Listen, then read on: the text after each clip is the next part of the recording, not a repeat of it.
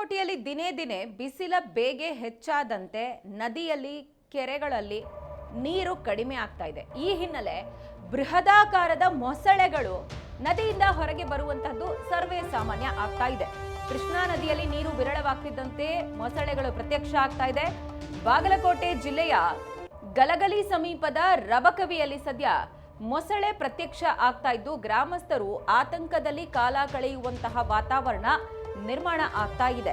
ನದಿಯ ನೀರಿನ ಮಟ್ಟ ಕಡಿಮೆ ಆಗ್ತಿದ್ದಂತೆ ಮೊಸಳೆಗಳು ಆಹಾರವನ್ನ ಅರಸಿ ಹೊರಗೆ ಬರ್ತಾ ಇದೆ. ಇದು ಸದ್ಯ ಜನತೆಯನ್ನ ಆತಂಕಕ್ಕೀಡು ಮಾಡ್ತಾ ಇದೆ.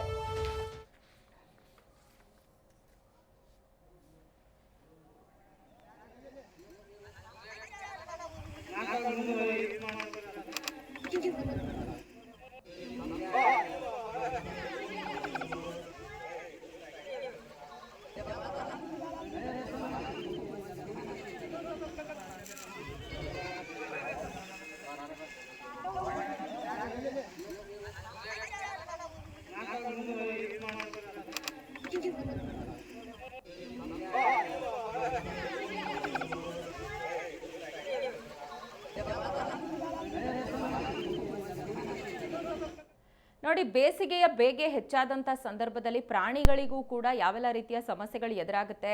ಆ ಪ್ರಾಣಿಗಳು ತಮ್ಮ ಸಮಸ್ಯೆಯನ್ನು ನಿವಾರಿಸ್ಕೊಳ್ಳೋದಕ್ಕೆ ನಾಡಿನ ಕಡೆಗೆ ಆಹಾರವನ್ನು ಅರಸಿ ಬಂದಾಗ ಜನತೆಗೆ ಯಾವ ರೀತಿ ಸಮಸ್ಯೆ ಆಗುತ್ತೆ ಅನ್ನೋದಕ್ಕೆ ಇದೊಂದು ನಿದರ್ಶನ ಆಗ್ತಾ ಇದೆ. ಬಾಗಲಕೋಟೆಯಲ್ಲಿ ಸದ್ಯ ಕೃಷ್ಣಾ ನದಿಯಲ್ಲಿ ನೀರು ಕಡಿಮೆ ಆಗ್ತಾ ಇದ್ದಂತೆ ಬೇಸಿಲ ಬೇಗೆಗೆ ಮೊಸಳೆಗಳು ಆಹಾರವನ್ನು ಅರಸಿ ನಾಡಿನತ್ತ ಬರುವಂಥದ್ದು ಸರ್ವೇ ಸಾಮಾನ್ಯ ಆಗ್ತಾ ಇದೆ. ಸದ್ಯ ಸುರೇಶ್ ಗುಮ್ಮಡಿ ಅನ್ನೋರ ಹೊಲದಲ್ಲಿ ಮೊಸಳೆ ಕಾಣಿಸ್ಕೊಂಡಿದೆ. ಹಾಗಾಗಿ ಕೂಡಲೇ ಅರಣ್ಯ ಇಲಾಖೆ ಸಿಬ್ಬಂದಿಗೆ ಮಾಹಿತಿಯನ್ನು ಕೊಡಲಾಯಿತು. ಹಾಗಾಗಿ ಸ್ಥಳೀಯರ ಸಹಾಯದಿಂದ ಅರಣ್ಯ ಇಲಾಖೆ ಸಿಬ್ಬಂದಿ ಮೊಸಳೆಯನ್ನು ಸೆರೆ ಹಿಡಿದಿದ್ದಾರೆ.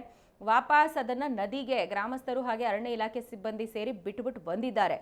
ನದಿ ತೀರದ ಹೊಲ ಗದ್ದೆಗಳಲ್ಲಿ ಮೊಸಳೆಯ ಆತಂಕ ಸದ್ಯ ಮನೆ ಮಾಡ್ತಾ ಇದ್ದು ಮೊಸಳೆಗಳ ಬಗ್ಗೆ ಎಚ್ಚರಿಕೆಯಿಂದ ಇರಬೇಕು ಅಂತ ಹೇಳಿ ಜಿಲ್ಲಾಧಿಕಾರಿಗಳು ಸಂದೇಶವನ್ನ ಕೂಡ ರವಾನೆ